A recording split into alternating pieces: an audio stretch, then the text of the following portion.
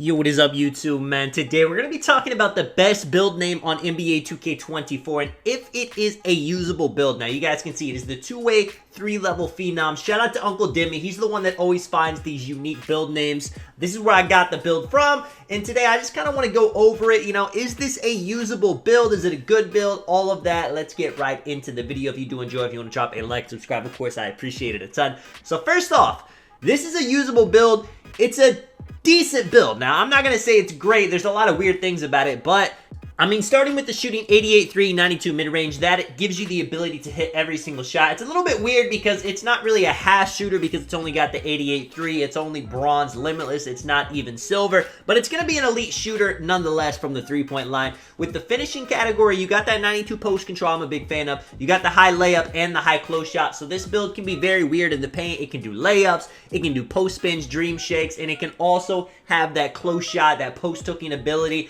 The dunking on this build is pretty weak, but you can actually still do standing dunks with 45, and it can definitely get the job done in the paint. So offensively, with shooting, with finishing, it's good to go there. Now, when it comes to the playmaking, it's got a solid amount of pass accuracy, 77. That's what a lot of PGs will even make their pass accuracy at. And then when it comes to the ball handle, the speed with ball rating, I'm sure you guys have seen people can dribble with 40 ball handle, 40 speed with ball. So the 70s range it has is definitely going to get the job done.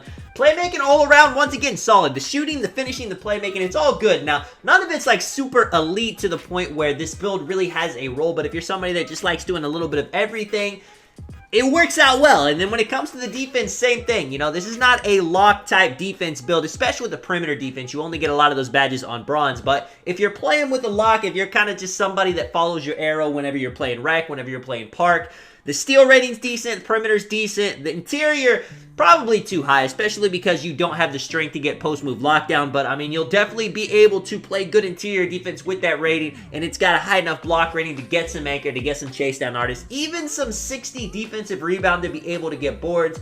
This build, you know, it's kind of a jack of all trades. It can do a little bit of everything.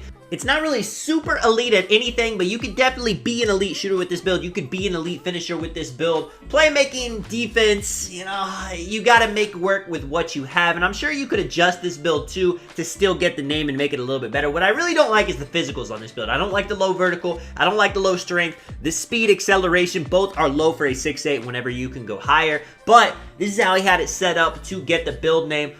Overall, I mean, the two-way, three-level phenom build is a usable build. It could be a good build in the right hands. Would I ever recommend somebody to make this build? Absolutely not, and I think that's really just because of the speed. I cannot recommend making a 6'8" with 75 speed. Everything else, I mean, I don't mind the shooting, I don't mind the finishing, I don't mind the playmaking, and the defense, I do mind the perimeter defense kind of only giving you the bronze badges, but not to a crazy amount. As you guys see, though, two-way, three-level phenom. If you want to build with a great name, though, and you just care about the name, you're just trying to get people to see that you're the two-way, three-level phenom on the court, go ahead and make it for sure. I used to do that back in the day. In like 2K20, I would make builds that were a little bit worse, but they had really cool build names and I made them work anyway. Now, I'm going to show you guys a little bit of adjusting of what I would like to see on a build like this. Now, if you do this, you're not going to be able to get the name, and that is the problem with it. That kind of is what makes it bad.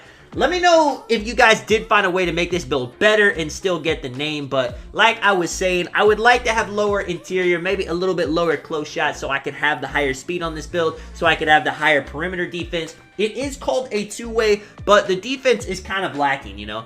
It's only got bronze perimeter badges. The steal, only bronze. Maybe the silver interceptor does a little bit, but not quite what you would expect for a two-way type build. The difference between just a bit of attributes can be just incredible. I mean, going from 82 speed to 75, I mean, look, it doesn't sound like it's that much. It's only 7 speed, but it feels like it makes quite a difference. Just like going from 80 perimeter to like 88, 89, you get so many of those badges from bronze to silver to gold. I could sit here and tweak it all day. I kind of wanted to just change a few things that I would have liked to seen on this build to kind of keep the same style of the build, though, where it has the super high shooting, where it has the post control driving layup ability, where it has the ball handling ability.